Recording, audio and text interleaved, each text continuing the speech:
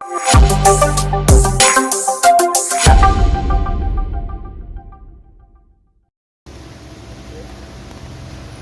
Manjappura mass Motors ആയിരുന്നു. നമ്മുടെ hero Honda pressure വണ്ടി നമ്മളത് വർക്കിന് കയറ്റിയിട്ടുണ്ട്. മൈനർ വർക്കാണ്. അതിൻ്റെ ഫ്യൂസ് ഒന്ന് ചെക്ക് ചെയ്യുക. ഫ്യൂസ് ഇടയ്ക്ക് കട്ടായി പോണ കംപ്ലൈൻറ്റ് ഉണ്ടായിരുന്നു.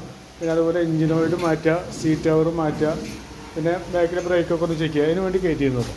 പിന്നെ നമ്മൾ ഫ്യൂസിൻ്റെ ഭാഗം ചെക്ക് ചെയ്യാൻ വേണ്ടി അയച്ചിരുന്നു. ഫ്യൂസ് നിലവിലെ ഒരു ഫ്യൂസ് കട്ടായി പോയിട്ട് എക്സ്ട്രാ ഒരു വയറൊക്കെ ഇട്ട് കെട്ടിയിട്ടാണ് ത്രോട്ട് കൊടുത്തിട്ടാണ് അത് സെറ്റ് ചെയ്തിരിക്കുന്നത്. നമ്മൾ എവിടെയെങ്കിലും ഷോർട്ടായി പോകേണ്ടതെന്ന് ചെക്ക് ചെയ്യാൻ വേണ്ടി നമ്മൾ വൈസറും അതിൻ്റെ ഫ്രണ്ടിലെ ഹാൻഡിൽ കവറൊക്കെ അയച്ചിരുന്നു കേട്ടോ.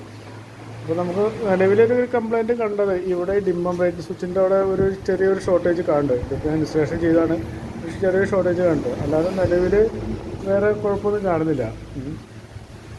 അപ്പോൾ അതിൻ്റെ ഒരു ഷോർട്ടേജ് കാണുന്നുണ്ട്. നിലവിൽ വേറെ കുഴപ്പമൊന്നും കാണുന്നില്ല. ഇപ്പം നമ്മൾ പുതിയൊരു ഫ്യൂസ് ഇട്ടിട്ടുണ്ട്, പുതിയ 2 ഫ്യൂസ് ഇട്ടിട്ടുണ്ട്. അപ്പോൾ അതൊന്ന് ഇട്ടിട്ട് നമുക്ക് ചെക്ക് ചെയ്ത് നോക്കാം.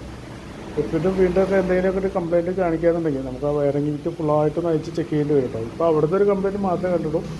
അതായത് നിലവിൽ വേറെ കുഴപ്പമൊന്നും കാണിക്കുന്നില്ല. അപ്പോൾ ആ ഫ്യൂസ് മാത്രം ഇട്ടിട്ട് ആ വയറ് ആ സ്ലീവിൻ്റെ അവിടെ ഒന്ന് ഇൻസ്റ്റലേഷൻ ചെയ്തിട്ടൊന്ന് റീസെറ്റ് ചെയ്യാം കേട്ടോ.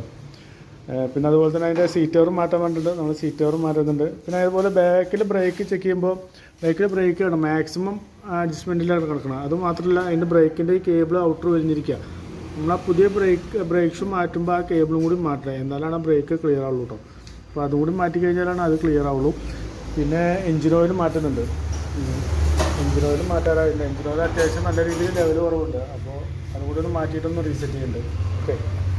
പിന്നെ പൊല്യൂഷൻ ടെസ്റ്റാണ് പറഞ്ഞിരിക്കുന്നത്, അതൊക്കെയാണ് പറഞ്ഞിരിക്കണം. അപ്പോൾ ഞാൻ ഇപ്പോൾ നിലവിൽ വരുന്ന വർക്കിൻ്റെ ഒരു എസ്റ്റിമേറ്റും കൂടി പറയാം. ബാക്കിൽ ബ്രേക്കിൻ്റെ cable, brake shoe, engine oil, seat cover, ഇതെല്ലാം കൂടി നോക്കിയിട്ടുള്ള ഒരു എസ്റ്റിമേറ്റ് പറയാം. നോക്കിയിട്ടൊന്ന് റിപ്ലൈ ചെയ്യണേ. ഓക്കെ.